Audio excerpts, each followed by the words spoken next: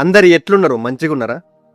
మన తెలంగాణ సర్కార్ గట్లనే పైసలు లేకుండా మరియు ఎగ్జామ్ లేకుండా గింత పెద్ద కొలువుల జాతర తెచ్చింది మరి. అవును, మీరిన్నది కరెక్టే. పరీక్ష అస్సలు లేదు, ఒక్క రూపాయి ఫీజు కూడా లేదు. ఒక్కటి కాదు, రెండు కాదు, ఏకంగా 15,982 అంగన్వాడీ ఉద్యోగాల భర్తీకి మన గల్లీలనే నోటిఫికేషన్లు వచ్చేస్తున్నాయి.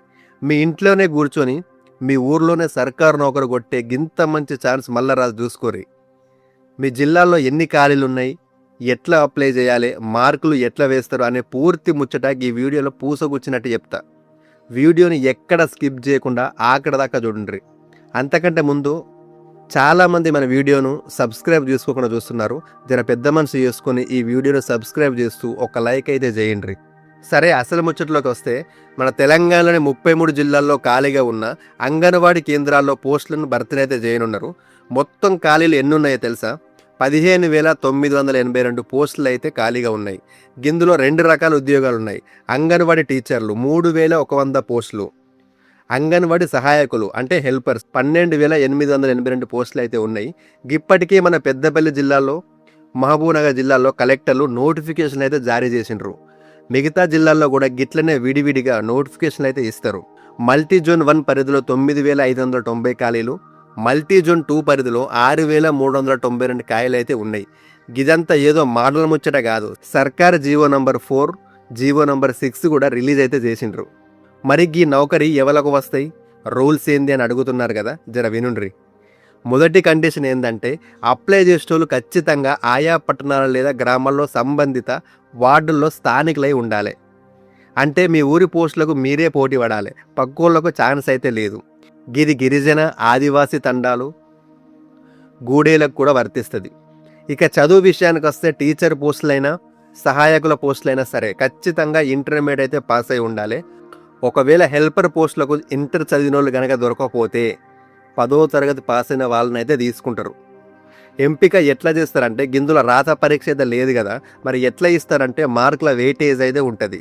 మీ ఇంటర్ మార్కులకు 70% వెయిటేజ్ ఇస్తారు. వితంతులకు 5%, అనాథలకు 10%, దివ్యాంగులకు అయితే 5% వెయిటేజ్ మార్కులు అయితే కలుపుతారు. ఇక ఆఖరణ జిల్లా కలెక్టర్ ఆధ్వర్యంలో 10 మార్కులకు ఇంటర్వ్యూ అయితే నిర్వహిస్తారు. ఈ మార్కుల ఆధారంగానే లిస్టు తీసి నౌకరు అయితే చేతిలో పెడతారు. ఈ పేపర్ స్టేట్మెంట్లో మన తెలంగాణలోని అన్ని జిల్లాల లిస్ట్ అయితే ఇచ్చిండ్రు. మీ జిల్లాల్లో ఎన్ని ఉన్నాయో ఒకసారి లుక్ వేసుకోండి. భద్రాద్రి కొత్తగూడెం మస్త్ అయితే ఉన్నాయి. ఇక్కడ టీచర్లు 192, సహాయకులు ఏకంగా 1,033 పోస్టులు అయితే ఉన్నాయి. ఆదిలాబాద్ టీచర్లు అయితే 176, సహాయకులు 628. హైదరాబాద్ కనుక చూస్తే టీచర్లు 183, సహాయకులు 402. నల్గొండ కనుక చూస్తే టీచర్లు 148, సహాయకులు 688. నిజామాబాద్ టీచర్లు 80 మంది, సహాయకులు 601. రంగారెడ్డి కనుక చూస్తే టీచర్లు 137, సహాయకులు 619. మంచిర్యాల జిల్లా కనుక చూసినట్టయితే టీచర్లు 110 మంది, సహాయకులు 398 మంది.